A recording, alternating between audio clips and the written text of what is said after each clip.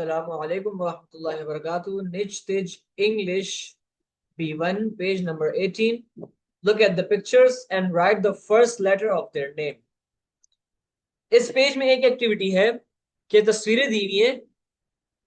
इनकी तस्वीरों को, इनके जो नाम है, तस्वीरों के जो नाम है उनको प्रोनाउंस करके जो पहला लेटर आ रहा है उसकी जो साउंड से पहचानना है कि पहला लेटर इनमें कौन सा आएगा।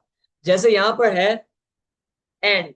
अब एंट में पहला साउंड आ रहा है ए, जो कि साउंड है किसका? ए का, तो हम यहां पर लिख देंगे ए।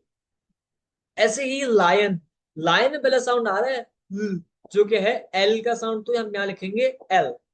आइए देखिए, ant, lion, hat, bat, mat, nut, fan, ball, car, kite, mango, मग।